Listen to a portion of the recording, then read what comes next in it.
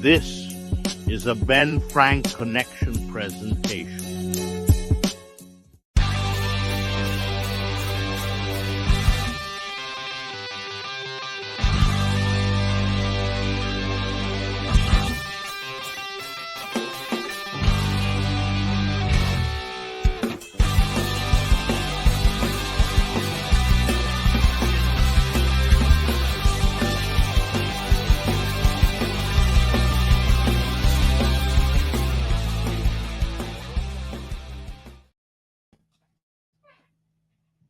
What is going on, everybody? Welcome back to another episode of the ABJ Podcast. Let me just get that out of the way right now because we did it towards the end of last episode.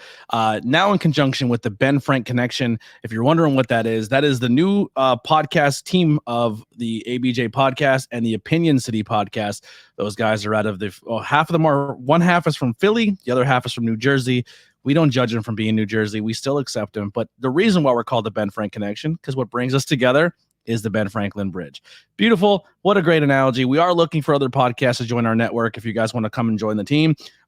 The only requirement is if you're going to be part of this team, one of the biggest things is you got to have love for the independent wrestling scene. You can't be one of these guys who show up at the indie wrestling show because the former guy from WWE is there and you want to rub elbows and you think your next guest is going to get you to the top. No, we're growing with the indie scene. We want to be a part of the indie scene. So if you want to be part of this network, you got to be on the same page. So come and join us at the Ben Frank Connection. If you think you have what it takes, or you think you have the same heart and passion as we do, because that's what we're all about on our end.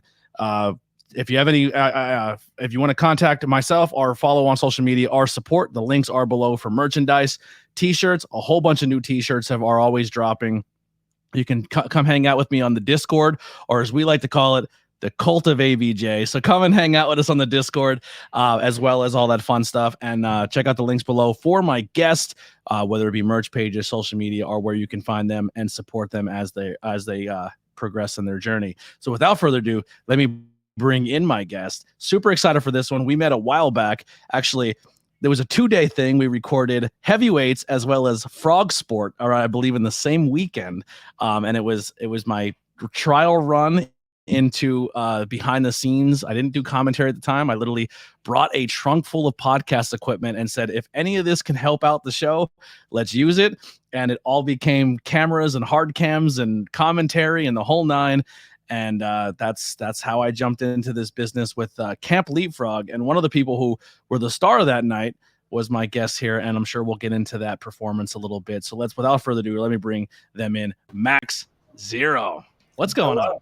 I was on both those shows. Yes. That was a long weekend. No, it was a very long. The craziest part about that was they said, we want to get the show recorded and today and uploaded to IWTV or Facebook tonight. And I said, I don't know how we're going to do that. The only way I can think of doing it is recording it through StreamYard as if we're doing a stream. And then it saves it as an MP4, which is way easier to upload to a file than trying to edit the video, render it, and getting it done within 2 hours to have it ready. And we were crunching to get it uploaded as a file. And it was one take. There was no messing up. There was no cuts. There was no breaks. It had to be done in one shot. And the rain was coming. It was about to start pouring. And it was like, we are on a deadline, and we got it done, and everyone's seen it. And I think now when you watch heavyweights, they added the roving cams in, but when you first watched it that night, it was only hard cam. Oh yeah, I think that's Yeah, and there was a spot where everyone did a dive towards a hard cam where the camera and everything was set up, and if one wire gets bumped or something because we were stacked on D&D books and cinder blocks, it would have shut down and we're like, everyone back up. It was great. We were sweating bullets, but we got it done. But you wrestled that night, and you were unmasked at that show. Was it I believe it was I thought it was heavyweights. No, I think I wrestled Devontae's on heavyweights. I think it was the show. That was the first show that I wrestled without my mask. But yes. The show before that was versus Blank. Was that a Camper's Choice? Yes, that was Camper's Choice. Yes. For some reason, they picked 2 out of 3 falls for me versus me versus blank. Yes, which was a fantastic match. And it was a crazy dive spot in that match that scared the shit out of me. Yeah. I remember being on the other side of the ring and I'm like, he's dead. They're dead. It's over. Hey, it sold you that moment, right? So let's kind of get into it. You donned a mask. You were Max Zero, right? Under the mask. The name didn't change. Just covering up, for some reason, covering up this gorgeous thing you got going on here, which would end up becoming like a personality trait for your character. You then became Handsome Max Zero. Yeah, I started out as just Zero, but the problem was so many people kept coming up to me under the mask and was like, "Hey, Max." I was like, "All right, so it looks like it's Max Zero now." Like, so you were donned the mask and the character. Now, the history is there's a character on that was on Shikara that was your father figure, and then you were donned the mask. Can you walk us a little bit towards that storyline, or how that was birthed or given to you? So I was given like kind of the week prior to the show, like just kind of be like, "Hey, do you know who this character is?" And I got shown like a picture of Mr. Zero, and I was like, "I have no idea." So at that point, like I wasn't like super into the indie scene. Like I had just started training like 6 months prior, and like I hadn't really gotten into like the old Chikara because Mr. Zero is like a season one season. Like I think he like went from season 1 to like season 8 of Chikara, and it was like some old Chikara. So like I was like, I have no idea who this is. So I had to watch a bunch of old Mr. Zero matches and be like, okay, so they want me to do this. But yeah, and then I got that mask like the day of the debut, when I like walked out the curtain, and it was me, like Mobius, and then I forget and then Jigsaw. And it was really funny because like a lot of the stuff about my character, like the way I was presented originally, isn't much different from like OG Mr. Zero. Mm-hmm. So there were a lot of people in the crowd who just thought I was like Mr. Zero brought back. It was like, oh, they brought back Jigsaw and Mobius. Like this must be OG Mr. Zero. And if you've ever seen Mr. Zero wrestler, he's not I'm rather tall. Mr. Zero is a little bit on the shorter side. So it was just it was very funny to me that people were like, yeah, he got taller. He had that special fountain. I'm gonna remove your camera real quick and bring you back in. There is a little bit of a lag delay. I don't know. StreamYard's been doing this crazy to me. I'm just gonna try it real fast. See if that works. I think so. I think we're good. Let's try it out. Yeah. Yeah. So when you went into training and going through everything, you've never trained or got ready or did anything with a mask on, and then the night of your day like that, you're just like, hey, put a mask on, go wrestle? No, I heard at like King of Trios that I was going to be put under the mask, but I had no idea what the idea was. I had no idea about any of this like Mr. Zero stuff. So yeah, they just were like, here, Max, you can do this, like wrestle in a mask. And I was like, this is hard. This is bad. Like, this is fun. That mask didn't have a lot of breathing room in it. Like there was no, I believe if I'm not mistaken, it was closed mouth, right? No, I had an open mouth. I was actually one of the lucky ones. I actually had like a mesh mouth. Okay, so it was mesh, yeah. I didn't have like a rough time like any of the ants or like Edith did with Edith's original mask, or like I actually had like a mesh mouth that I was able to breathe through, so it wasn't too terrible. What was some of the pros or cons of that mask of the time you were wearing it? A lot of the pros was it's a fun mask. Like it's just a fun looking mask. Like I enjoy that. The cons were that it was heavy. Like that was like it has a full head of hair attached to it. It has sideburns, it has eyebrows, and it's just a thick mask that was so hot. I remember after one match, like I took it off and I had like that football player, like Friday Night Lights thing happening where I took off my mask and like you just see the steam. coming off your head. off my head because of how hot like the mask was. And I was like, great, thanks. Oh, and I get to wrestle in slacks and a button up. Like, I'm having a great time. So when you're wearing the mask, like that mask was then given to you, but like, is there extra step you have to do with your gear? Like obviously washing your gear is important. Now you have to wash a mask as well. I mean, a lot of times too, they would say like the old, lucky you didn't have like a Vader situation or a Mankind where it was leather and it would soak in sweat and stink. But was the mask something you're like, all right, after every show I have to make sure to take care of this because I don't want to put a stinky mask back on my head? I would like wipe down the inside and like Febreze it. Like I would Febreze that thing every time. And then when I would store it, I would have like dryer sheets in it. Like just to try and get it like because that mask was a lot. Like I had to comb it. Like, it was a lot of stuff. It was crazy. Yeah. So you take the mask off, you win your match, and the stipulation is winner loses their mask, which is which was a different take. You lose the mask, it goes out to the world, and the fans kind of lost their minds. The term "handsome Max" and why is and that was kind of the joke. It was kind of a joke that was talked about on this podcast for so many times. Is like you're at a show and then everyone shows up and they're not in masks, or if you're me and never seen these people before, and you're like, oh, look at these people. Like wrestling's got good looking people. It's definitely a good industry to be in for good looking people. And then you're like, why are you wearing a mask? Like, what are you doing? Like, the world sees you without a mask, and they lose their shit. I will reiterate this to every person listening. Every masked wrestler that you like is attractive.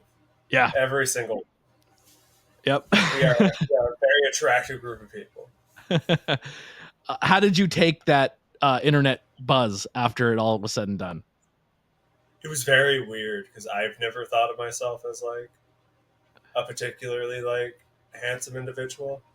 And like I was like, oh, I'm gonna take it off. It's gonna be fine. Like they're gonna like I'm just gonna be another wrestler. I'm gonna be another guy who wrestles in like whatever gear I was thinking of at the time because I change my gear ideas every time. But like it was very heartwarming that people were like, oh no, he's hot. Because it wasn't a response that I was expecting. I'm sure like subjectively like everyone else in the world was like, of course they had that response. But to me I was just kind of like, oh, this is fun and new. Yeah. And then you got to showcase the mask at heavyweights, and then at Frog Sport, I believe Frog Sport, you had a black eye. Because I had a full black eye. And which worked too, because then you're like the rugged handsome Max. But you kept a business top for a while. Like you still had like the slacks and the stuff, and then you kind of evolved over the years. Taking the mask off and then kind of finding yourself as a performer, as a talent, what has changed since the mask, losing it, and then to where you are now? I felt like when I was masked, like I had to do a specific like style of wrestling. Like it like at the very Chikara wrestling, which isn't a bad thing. Like I love that type of wrestling, but it felt very like I was made for a kid-friendly product.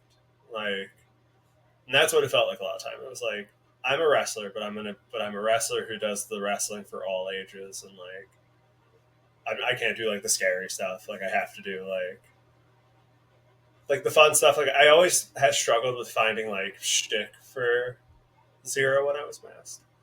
Like finding something that's like, oh, this is fun. Like, how do I tie business into my wrestling? Mm-hmm. And I was like, and I always struggled with that. So it was very nice to take the mask off and kind of just go, because the whole time when I asked like, what character do you want for Zero? I got told 2000s All Japan, which for you keen listeners might be able to pick up is not a character. It is a style of wrestling. Mm-hmm. So I was like, okay, I watched a lot of All Japan from early 2000s. I watched a lot of Dragon Gate early 2000s. I watched a lot of like Enochiism and that sort of stuff. And it's kind of interesting to try and make that stuff into something that's more kid friendly, because if you guys don't know All Japan 2000, they would just beat. Can I curse? Yeah, absolutely. Oh, they just would beat the shit out of each other. They would That's why Eddie straight Kingston stand loves and- that era of wrestling so much. Oh yeah, Eddie Kingston loves that era, and it's just like Stan Hansen and the Four Pillars, like being like, how hard can I hit my opponent today? And like, it's just like, okay, how do I make this like into a family friendly affair? It's like, I don't have to worry about that. Now that I'm unmasked and I don't feel as restrained to be kind of a family. Like, I love family friendly stuff and I love being silly, but like, it's nice that I can also do like the style of wrestling I like, Mm-hmm. which is that All Japan, like big meaty guys hitting each other. What your style you present now, or a character, or what you're doing, is there anything that you channel, like maybe a favorite wrestler or someone that you admire when you bring in? Because you have like the big guy mentality. You're very, very strong. Some of the craziest feats of strength on the independent wrestling scene have all come from you, in my opinion. Like, I just, even sitting with the rest of the talent, like at merge tables, when you're out there, you're like, holy shit, they just picked him up from the ground, from a deadlift to a gorilla. Like, how do you like? How does like you're yeah, like it's just Wrestlers. It's a lot of like people who are also strong guys that I love watching. Like Jeff Cobb was one of the first people who I loved watching. I still love watching Jeff. It's a lot of those All Japan guys, so like Kobashi and like Stan Hansen's another one. Like just the BB Hulk when he became like a bigger guy. Because like I was watching one of his matches today where he's like in his smaller form. Just the insane stuff like he would do. But yeah, a lot of Samoa Joe, a lot of like Chris Hero. You know who I pull a lot from you when I watch you wrestle? And we kind of talked about off camera, as one of my favorite guys. I see a lot of Brody in you. Yeah, because like you can be very like, I'm sophisticated, but then you could all be like, you could become a wild man and you'll just kill everyone in front of you. And and like your presence when you're in the ring and you're performing, you have a presence of like, you should fucking fear me right now. And if you don't, you're going to have a problem. Like, not as scared as you should be. Yes. Yeah. And Brody always had that take, is like when he hit the curtain, like business is picked up right now because Brody has hit the curtain. When you get like, you are dead, like you are going to die if you don't run, or like, and that's kind of the presence that you've always brought to the table as Max Zero. You've made a mistake.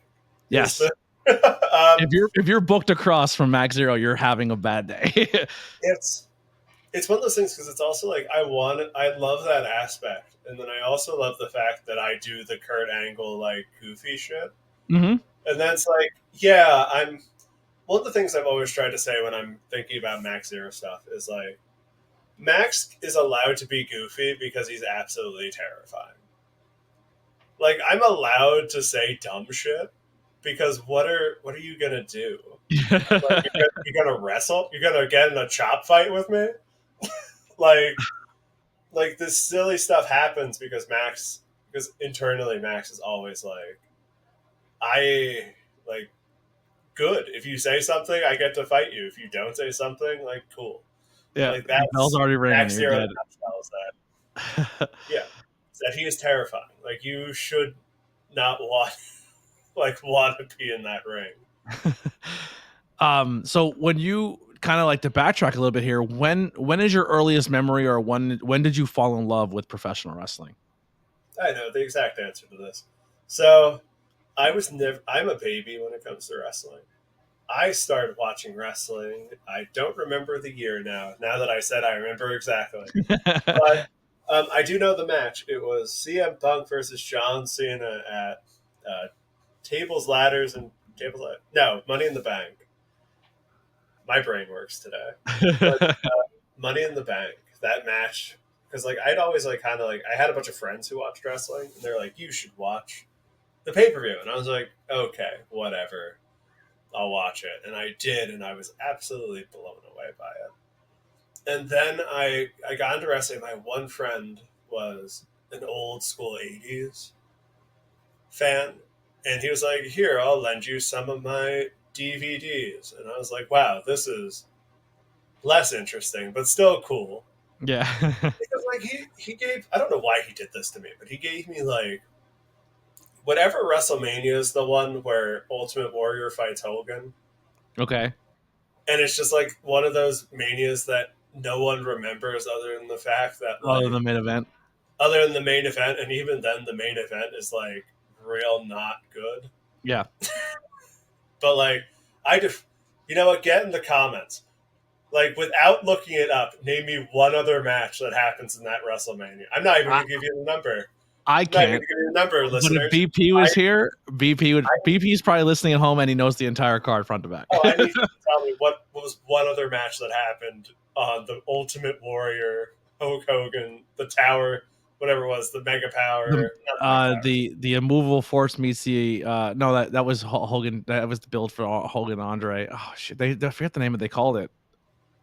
I forget. I'm sure Savage wrestled on it, right? Macho Man had to be on it. Yeah, had to have been.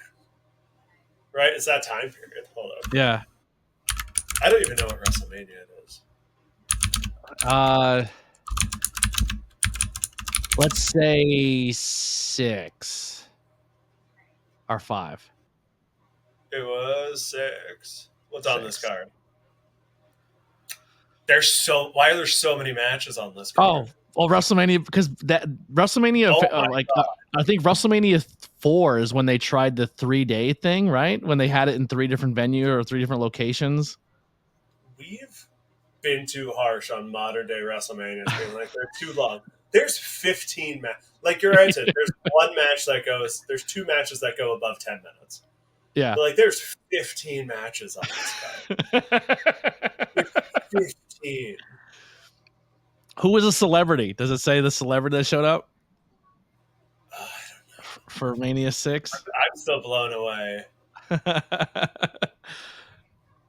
Is this the WrestleMania where Roddy Piper did a racism? Were he blackfaced?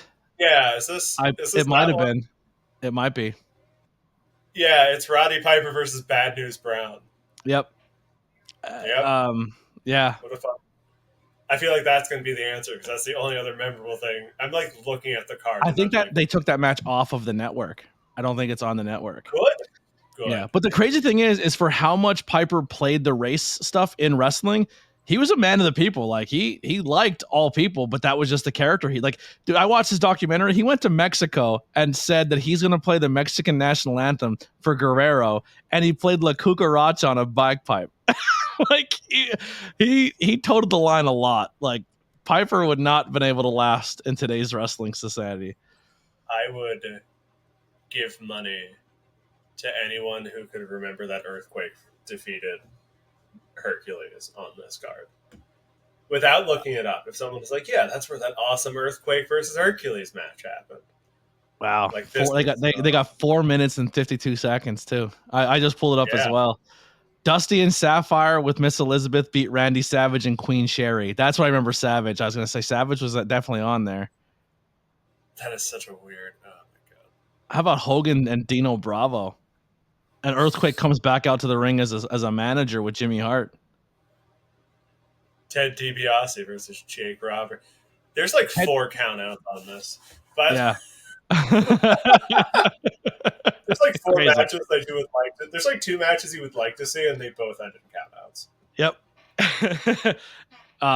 Yeah. So you watched that, and was it from then on you were just absolutely hooked? Yeah, because I did wrestling in college. I was a 4-year starter at Lycoming College at heavyweight, and then I just sort of watched from then on. I kind of hate watched TNA at that time because that was the time when TNA was like aggressive. The fun period of TNA before went from the time when they became Total Nonstop Action to before Aces and Eights is when I watched TNA. So like the absolute like worst time to be a TNA fan of wrestling ever. And now TNA is really exciting to watch. Like I'm actually excited for the rebirth of TNA. I watched Hard to Kill. It was fun. Yeah. But it's just like this period was like, I need a weekly TV, so I'd watch the Raws and I'd watch SmackDown and I'd watch TNA, and I was just like, God, it was like a palate cleanser. It's like, you think wrestling's bad now? Like, go back and watch what was it? Like Hulk Hogan gives like Abyss like his like Hall of Fame ring, and that gives him superpowers. Yeah, like it's really not great. But, like, yeah. Now nice you said you wrestled in school. Was that the only sport you were into? Were you all around in other sports? Did you do theater? Was there anything else that kind of prepped you for the life of wrestling that kind of got you those baby steps? For 2 years in college, I did theater, and then I was a techie for the rest of the time because I started doing wrestling in my junior year of high school, and I did that, and then I immediately beat R220. Like I had never wrestled before, but I played football. Like all 4 years of high school, I played football. Like junior year of high school, I'm like, I'm gonna go do wrestling because it could be fun. Who knows? And like I just end up becoming really good at like amateur style wrestling. And like was strength always a thing you had, or was that something that came later? It was always a pretty big thing I had. Like I was always fairly strong.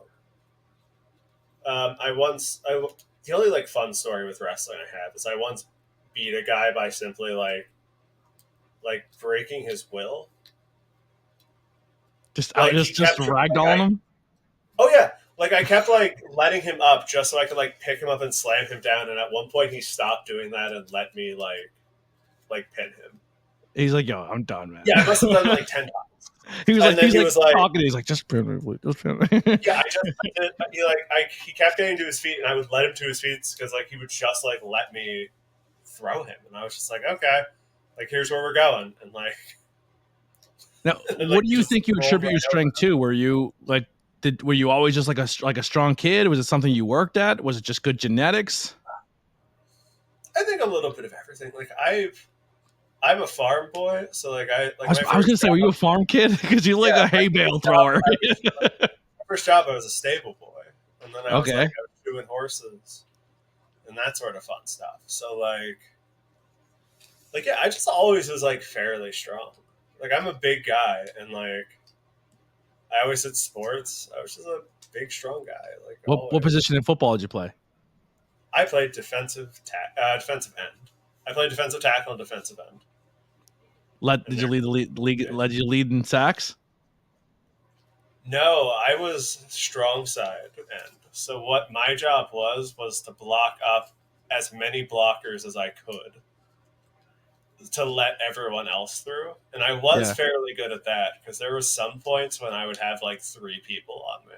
And they were just like, we need to figure out how to block this big guy. So like they would just like crash people into me. Mm-hmm. Like just because they were like, oh, like we can't like stop this one guy. Like just keep crashing people in. Now, coming from a world of a defensive lineman, which hearsay, like that's just head-to-head combat for 15 minutes, 4 quarters apart, wrestling, which is the craziest cardio you'll ever do in your life. Then going into the world of professional wrestling and training, did you come in somewhat prepared? Was it a shock to you? Did you take was it natural to you? Were you shocked of how difficult it was that you weren't expecting? Like how did it feel your first couple training sessions? So I went to like one of those like free, like cause if you ever want to get into wrestling, kiddos, there's some schools that do like a free seminar day. Everyone cashes in on every episode so far. Everyone cashes in that Chikara free day. Oh yeah, I cashed it. And like I was kind of blown away because I was like, I didn't think it'd be like this is going to sound so fucking annoying. I thought it was easy.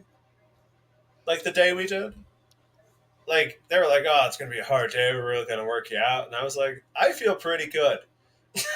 Like I'm doing pretty good. Like can we keep going? And like I just liked it. Like I just had a lot of fun. Like I didn't get like deterred by like the physical stuff. I was like, yeah, this is fun. That's like, why are we not doing this more? Anyone in your first class that's still I almost said still with us, like they all die if they quit. They're all like dead. Sadly, they're all dead. They all trained with you. Sadly, all dead. Tragic training accident. They're all dead. Who were some of the people who had a hand at you in your early days of training?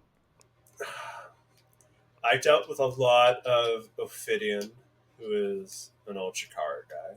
Mm-hmm. A lot of Hollow Wicked. I did some Fire Orange Cassidy classes as well. I was in that weird period of Chikara where like a lot of the people who like are super known from Chikara were like already like off doing the big things. So like I had a lot of people like my trainers were like Ophidian and like Sonny Defarge and like I did a couple Travis classes because I was like I came in that time where Travis was becoming a trainer. So like I did a couple of his classes as well.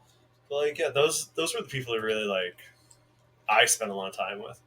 So like I was in classes with like Danger Hawk and like Razor and at the time Molly McCoy and at the time Boomer Hatfield, the Ants. Like I was in like that kind of Pancakes and Abby were in my class as well as the Spoiler. Yeah, I was in with like a lot of that kind of group. Yeah. Now, when you come in as big as you are and as strong as you are, and it's a more predominantly a lucha school, they probably loved you as a base guy, right? Like, oh, this big guy, he's literally going to be our monkey bars. For so much lucha.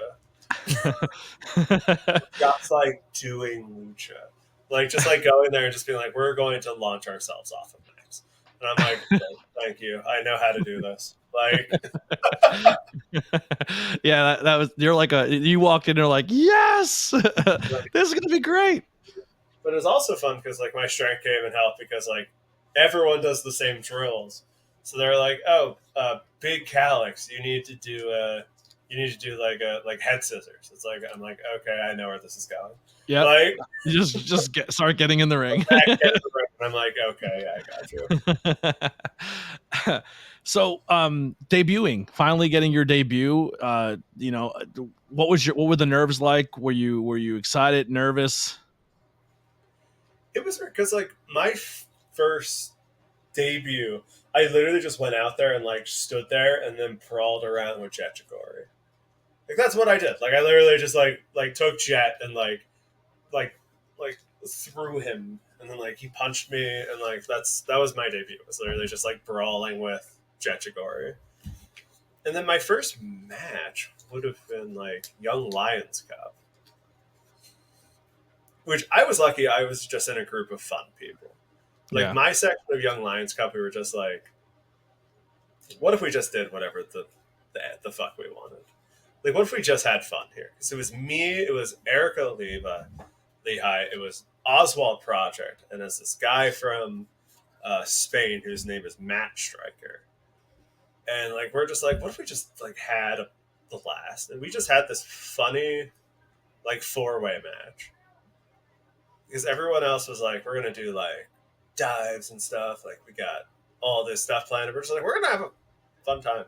Like, we're just gonna do nonsense. So you start finding. Oh, I'm sorry. Go ahead. A little bit of delay there. We also did like rehearsals for that.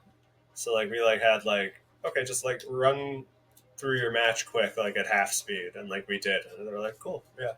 So like I'd already run through the match, so I didn't have like a ton of like nerves off of my first match. Yeah. When you're I think the nerves thing is big, but I think once you come from like a world of sports and stuff, like wrestling in front of a crowd is one thing, but when it comes to like, I feel if you have that sports mentality, it's kind of like, no, this is just game day. This is the time where you have to kind of like put it together. And I feel like that helps, like just kind of talking to people and then hearing the ones who never played sports that got into wrestling because they liked wrestling, or the ones who were theater kids that then like, the physical aspect was hard, but like maybe the sports people had a hard time grasping the character side of things. So it's like, it's almost like when you're putting your attribute points in your character, it's like, well, I'm really good here, but I'm gonna struggle there. Really good which here. Yeah. Where do you think maybe was your struggling point where you had the physical side thing and everything else was good, but maybe that one aspect, or even still to this day, that you're still kind of working on to better yourself in? I think character stuff is a big thing I struggled with early on because like I said, I didn't really get like a thing that's like, here's who we want Zero to be. Mm-hmm. Like, here's your character. And that's just like, I just had to figure that out. like on the fly. So Was it hard removing the mask and then doing more facial expressions and emoting because it wasn't something you had to do with a mask on? Funny opposite side of that as well. I had a big trouble once I took my mask off of remembering I have to like emote, like I did a lot of hand talking because my mask fully covers my face. So I got very good at like I'm looking directly at the camera and like not really like doing anything with my eyes and stuff. I'm just saying my lines and like talking.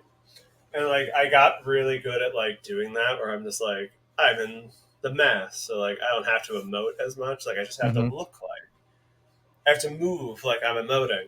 So I would do that, but then my face wouldn't change. So I had to like teach myself how to do that once I lost the mask. It was like a really big like big emotions. Like it's very easy to do big emotions under the mask because like you just gotta like yell out the big emotion and say stuff. Like you don't have to do as much like character work with your face. Yeah. But like I did it and it was just like, oh, like I need to work. You're like dead eyes talking. Yeah, it's like hi, Zero here. And it's like Max, you gotta actually have some type of emotion. I'm like, we'll agree to disagree. Yeah. So you start to find yourself as a character. Things are kind of getting put together for you. You're figuring yourself out. Chikara ends. Pandemic happens.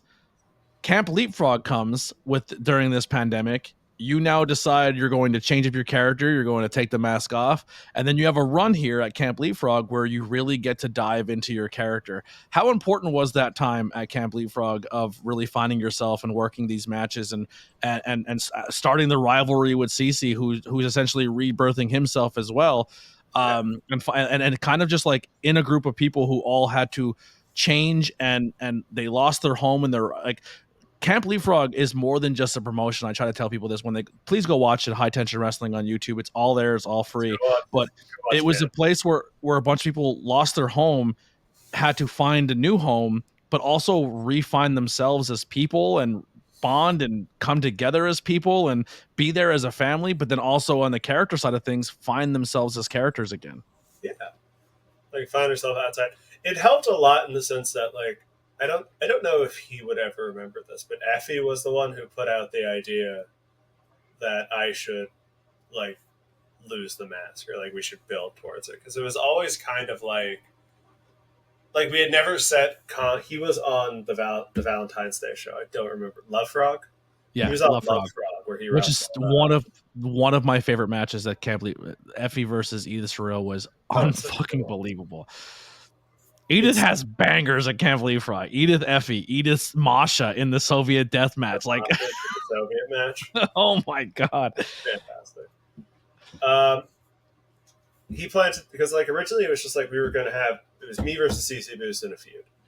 We didn't add the mask aspect until like because we were kind of like mulling it over, trying to figure out if we wanted to do it. And then Effie was like, "Oh, if you take your mask off, like they're not gonna know what to do with you. Like you're very handsome."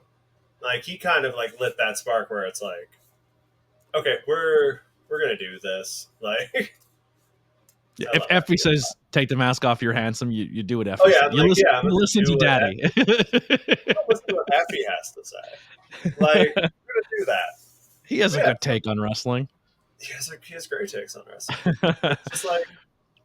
It's just like that molded over, and then it was like, okay, now I need to figure out like what is Zero's character, and like from the beginning, I feel like Zero's character hasn't changed a ton. He's always been kind of like the way I describe him right now is that he is the Ken of wrestling. He's just good. He's good at wrestling. Like he's good at stuff. Like that's Max Zero. Max Zero's out here. He wants to fight you. My camera just fell. There we are. Where are we at? You're good. Like Max Zero just really wants to fight you. Like he is, and that's what he does. Like he enjoys fighting. He's a silly little goofball. But yeah, he's just and ever since the beginning, I kind of was like I took that aspect of not being told what my character was, and I really went, oh, that means I can do whatever I want. Ever since then, I've kind of just made Zero like a character who could do whatever he wants. Yeah. Like, he's weird. Like, he's a weird. They never put the restrictor plate on you, so you're just able to go out put there. the restrictor plate on me. They were always just like, do whatever you want. And now I'm like, great. I'm going to murder CC Boost. Is that cool with everyone? Like, that's really like what he's built on. Is like he's just a guy who wants to do what he wants to do. Why CC? Why did you guys like? What put this together for you? What made this a thing? Have you met CC? I have. Yes. Have you met him? I don't remember like the inside baseball reason. I remember we had an idea where we were going to start. Originally, we were going to start a faction that was me, CC, Molly, Boomer, Matt Mikowski, and Athramata. And that was going to be a faction in Leapfrog. And we told someone about that, and they went, cool. And somehow that morphed into me versus CC. I listened to that stable, and I'm like, who's beating that stable? That that is God mode stable. Yeah, we were like, we're going to make this because because during the pandemic we all played. Matt had a Twitch stream that he would do, and we were all on that Twitch stream. So we were like, let's just make this a stable. And we told someone that, and somehow that morphed into me versus CC, and CC had a group called Drama Club, and that was the name of the stable we were going to make with all of us in it. But like, we don't know what happened. Like, it just kind of was like, okay, we're going to do everything. We're going to like do other things now. Yeah. Now, kind of pulling the curtain back a little bit here. You and CC start your rivalry.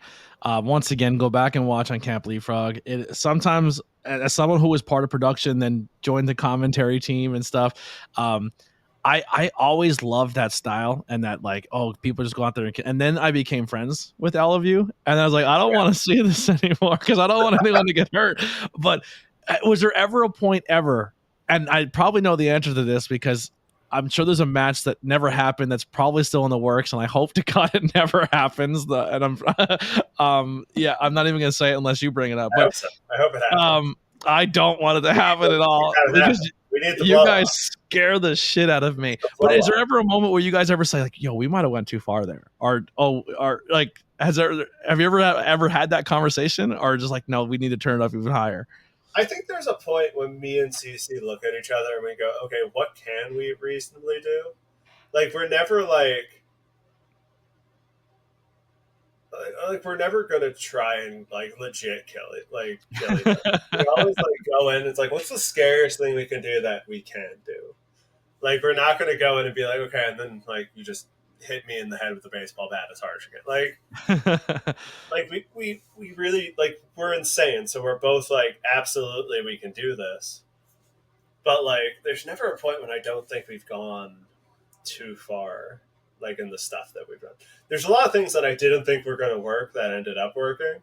Yeah. But like, ultimately, like the eye patch was cool. You looked really badass in an eye patch. With the eye patch. I think if we got the match to happen, and I do want something, even if it's not that match, I would like a big blow off because the police ruined our last match. Yeah. I would like some type of blow off to that. Like, I would like something. Like, if it's not now, do you like an old school cage match would do it, or do you think that's not enough? I would love an old school cage match. Yeah. I would love a cage match. I think if we did like a cage match, it would. It's weird because like the escalation of how we've gone, I feel like a cage match would. It keeps you contained because you guys fight everywhere. The cage match keeps you. I think you could. I think if you talk to Wild LLC, they'd be like, "Okay, they caused too much property damage, and now the police we need to contain these two." And I feel like we would have a really fun cage match. It would probably be impossible to find, but imagine if we found like the old school like blue cage style cage. I love it. Yeah, love it so much. With the big, not even chain link, like the bars, like. With like our reckless abandon and CC's ability to jump off anything, like I feel like we would just have like an insane little. I just watched a guy jumped off a cage that the cage looked so unsturdy, and he climbed up and stood on it, and I was like, oh my God, please just jump already. And he's up there posing. I'm like, just jump. It's not sturdy. It's gonna fall. Yeah. It's gonna fall on you. Yeah, it was wild, but it looked great. It was a great bit. It was a great visual. Even if it's not now, I would love at some point down the road to do a cage match. Do a big blow off match where we actually have like a match that doesn't end with the police getting called, or hospital trips, or like me pulling thumbtacks out of my wrist, or like any of that stuff. Yeah, please, Jesus. I'd rather a cage match than the other style, but I understand why the other style is really appealing. We've had a lot of fights, and I love fighting CC, so I'm all down for it. Is there anyone else out there? And I know everyone's like, well, your list or this or that, but is there anyone out there that you're like, okay, this storyline has been very heavy with CC and that, but is there anyone else out there you're like, man, I really want to work them or put an angle with together or a storyline to the magnitude of a CC boost that just really excites you? It's funny because like a lot of the people when I work at Paradigm, like I wrestle a lot of people. I'm like, these are the guys who I want to wrestle.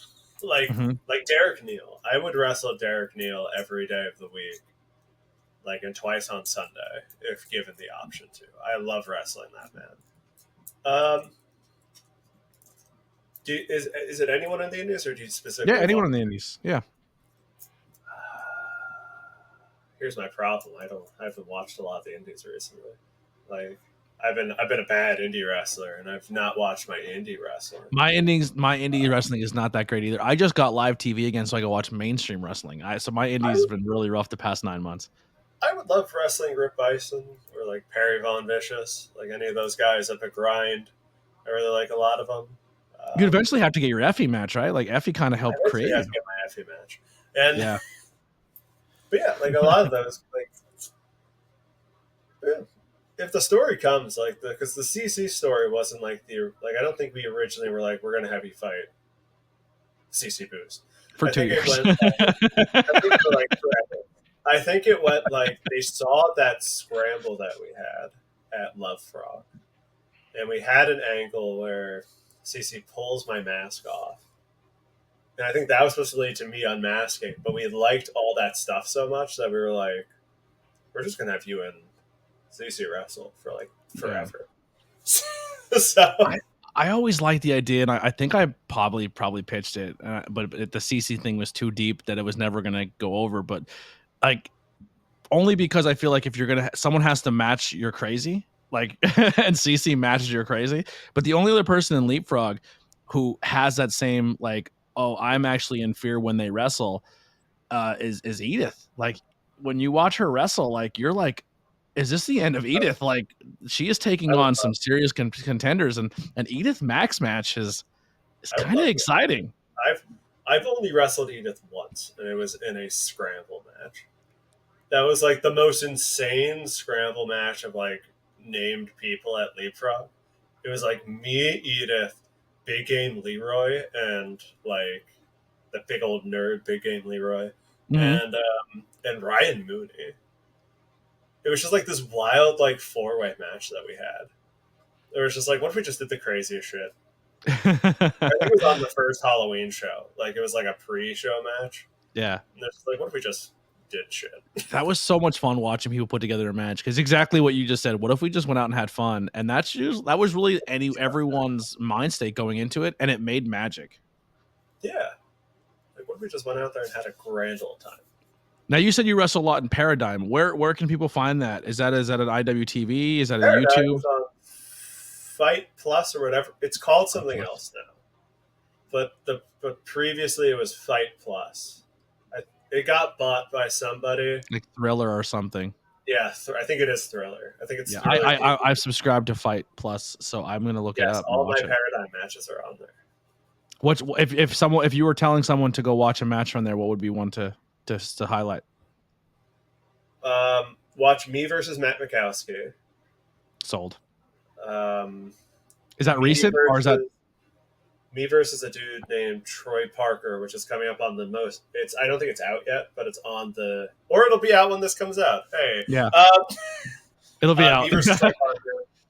Yeah, me versus Troy Parker was a really good one. Is this pre or post Matt Mikowski? This is post Matt Mikowski. So this is like fresh back. Nice. Yeah, I would watch that if you've never watched Paradigm Pro Wrestling. Watch that show. That's me and that has me and Matt Mikowski on, because that might be the best show since I've been at Paradigm. The best show that they've put on. Interesting. Every single one of those matches is so good. Now, besides the world of professional wrestling, when you're not killing CC Boost or anyone else is in front of you, if he's usually not CC Boost, it always ends up being Pancakes. Poor Pank, he gets flipped like crazy. Engaged ass piece of shit. What are some other things that you enjoy doing in your personal life, or are things that excite you? I read a lot of comics. I read a lot of books too. I'm currently like over 100 hours into Baldur's Gate, so that's the Baldur's Gate 3. I almost bought it today. You should buy it. I have too many hours in it. Is it turn based, or is it like Skyrim-ish where you're in control the whole time? It's turn based. Oh, I would hate it. But for me, I like turn based more than Skyrim. Yeah, so, I had to be in control of my character. The only turn-based game I can play were the 2 South Park ones. I loved them. I thought they were so much fun, but they were really simple. It's not turn-based in the sense of like those games are, where it's like the old like Final Fantasy style, but it is turn-based where it's kind of like how a D&D is set up. Okay. Where it's like everyone has a turn, and it's I guess XCOM is a good way. Okay. Like you have a bunch of characters and you can move them, and then they all have special things they can do. Gotcha. It's like that style more than it is like you're moving like Cloud to be like, hey, Cloud, do the most overrated Final Fantasy. Yeah. Like, all right, that does 900 damage. Like, yeah, those games struggle for me. I have a hard time with those. Now you said comics. What are some of your what are you reading? What are some of your pulls every week? Right now, there's so many good ones. Any of the Superman books right now are really good. Action Comics, the Adventures of Superman book is really good. Also, The World's Finest. I think the last time I was into Superman was, or I was up to date on my Superman was when they brought there was the New 52, and the New 52 turned into Rebirth, and then there was like 4 Supermans in one universe. There was a and they're all living at the same time. I thought that. Yeah. Now the Rebirth era is really good, and then it gets bad because they give it to Brian Michael Bendis, who's just like, I'm going to do whatever I want, and what he wanted to do was bad, and you feel bad. You should feel bad for it. Yeah. he wrote maybe the worst Superman story in the last like 50 years. Yikes. It's so bad. And then we're back on track with Joshua Williams' Superman, which is phenomenal. Also, Miles Morales Spider-Man. Yeah.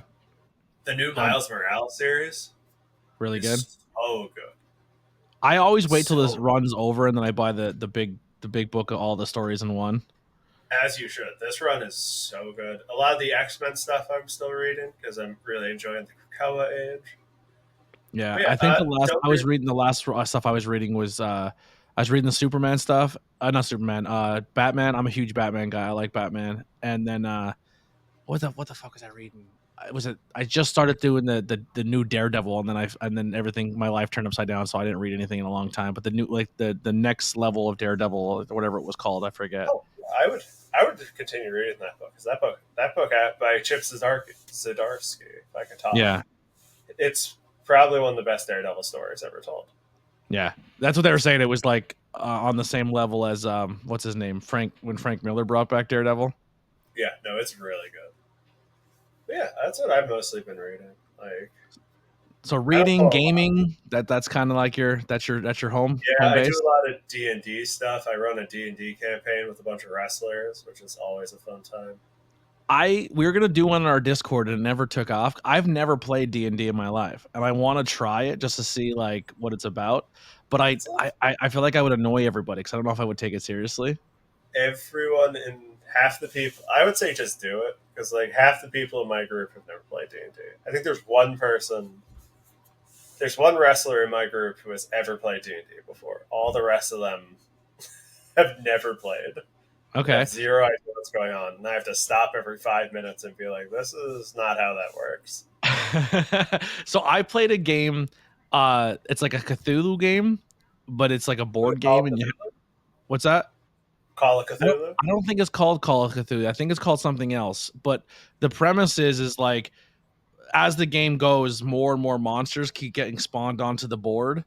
It's like night of something. I don't know. I forget what it was. I only played it once, but I got the character who's homeless that has a dog, and they're like, yo, play this like D&D, and I was like, I don't know what that means. I've never played. They're like, be your character, and I was like, got you. But also, I'm annoying, and I like to fuck with people, so I realized that you had to collect all the keys, and that's how you win the game. Yeah. So I went around and collected the keys, and I didn't fight. But then I was like, they're like, okay, well, you can trade in this game. And once they told me you can trade, and then you have to work together, but also collect the keys, but you're also against each other, but have to work. I was like, oh, bet, no, say less. So I collected the keys and then held them for really high money. Like, I was like, no, you have to give me money for the key. So I hoarded all of the keys, got all the money, and then we died anyway. But in my brain, I won because I'm homeless. You got all the money. Yeah, like the one part of the game, they're like, oh, fine, let the monsters kill Tony. They were like feeding me the monsters. Like, no, he's not playing right. Let him die. And I was cornered. But then my character had a thing where you can sacrifice your dog, and it refills your health, and you escape the fight. Dog's gone, and then I survived. Poor dog. Listen, you're homeless, man. You gotta do what you gotta do. But I played wrong, but in my brain, I won the game. Yeah, you won. Yeah, I won with all the money, and then the world ended. So I died the richest man. You fell into madness from staring upon the face of Cthulhu, but yeah. other than that, like you're doing great. I'm killing it.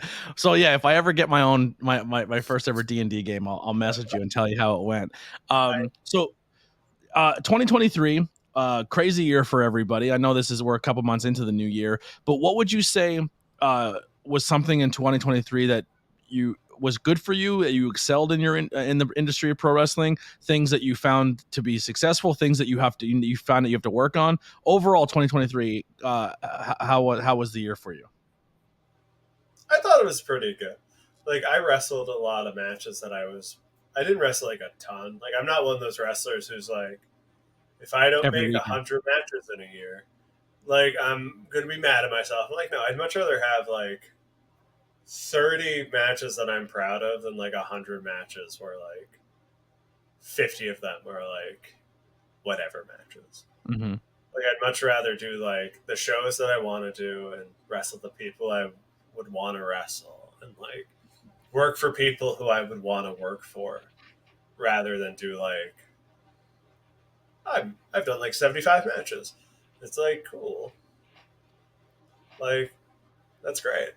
But like, I would much rather just have those quality matches and then be allowed to do what I want to do. Yeah. Like within those matches and have fun. So I had a lot of fun this year just with all the matches I wrestled. I don't know if I'd be able to do a top 10 off the top of my head, but I'd have to look at my thing. But I did have a blast wrestling this year. I started tagging with Travis in Kingsglaive. So that's always a lot of fun. So I started becoming a tag wrestler. If you prefer that than singles now, you get that little break time, and I like both. But like, if I could wrestle more with Travis, I would be very happy because I like wrestling. Travis is so criminally underrated. More people need to know of him, hear of him, be trained by him. He's so talented. He's one of the best technical wrestlers in the world, and like, it's just insane that more people like aren't aware of him. Yeah, like, that he's not booked constantly. Mm-hmm. Now, going into 2024, do you have any goals set for yourself? Or you kind of just take it as it comes, or do you have any sights? Your eyes set on anything? I would like to officially murder CC Boost. That would be fun. Put a bookend on that in 2024. Put a bookend on the CC Boost fight. I would love to win the Paradigm World Championship. I don't know if that's in the books. I mostly just go there and get told, hey, we have someone who you think you'd have a good match with. And then I do. Who's currently the champion there? Ronnie. Shooter Ronnie is. Okay. Wait. Hold up. Yeah, Rod Mathis is the current champion there. If you haven't seen Rod Mathis wrestle, I highly recommend watching Rod Mathis. He's amazing. Yeah, I'm looking at the roster or the website now for it. Actually, they don't have a roster. They just show their Project Mayhem. Hope I'm looking at the right. Jordan Blade on the who's that other one? Jordan Blade and okay, yeah. Now it's exclusively on Fight TV. Oh, they have weekly stuff too there. Yeah. Awesome. Yeah, I'm definitely gonna look into this. I want to see more of you outside of the High Tension brand. I don't think I've ever seen you outside that brand in a while. So where else can people find you, support you? I know that all the links are below, but let them hear it from you. All the links. Hi, so you can follow me on Twitter. Nobody's going to call it X. It will always be called Twitter at HandsomeMax0, as well as Instagram at HandsomeMax0. Yeah, those are my two main ones. I have a Brainbuster Tees store, which is also HandsomeMax0, if I remember correctly. And if you just come to an indie show, I wrestle a lot in Indiana, but like come to a High Tension show, come to a Labor of Love show, come to Invictus shows. Like I'm usually around those areas. Awesome. Well, I really appreciate your time and coming on the podcast and reaching out. When you reached out, I was like, he wants to my podcast. I was pumped. I haven't been taking anybody because unless they reach out, because I'm kind of in that spot too, where I'm trying to let it, I banked a bunch of episodes when I was going through everything.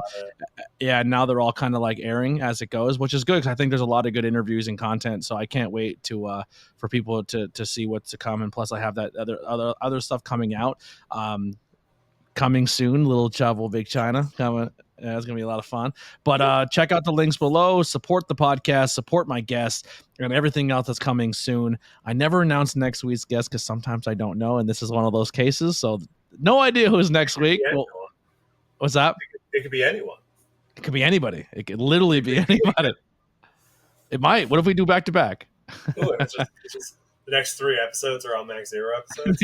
Could you imagine? That'd be great. It'd be like you would be like I'd be like your CC, but in the podcast world, like just every episode is just every episode. We're just you know it's going to be Max fighting that lanky man. All right. Well, thank you guys so much. Here's some music by the Converse Kid. Once again, check all the links below to support ABJ.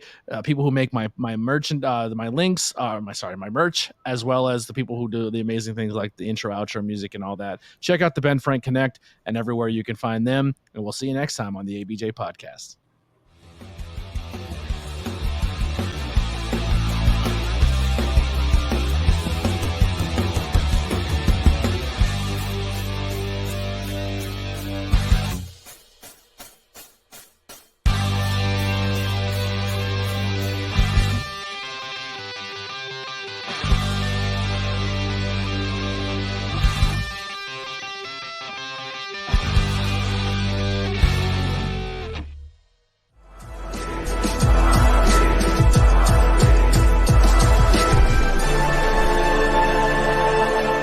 Thanks for watching this presentation.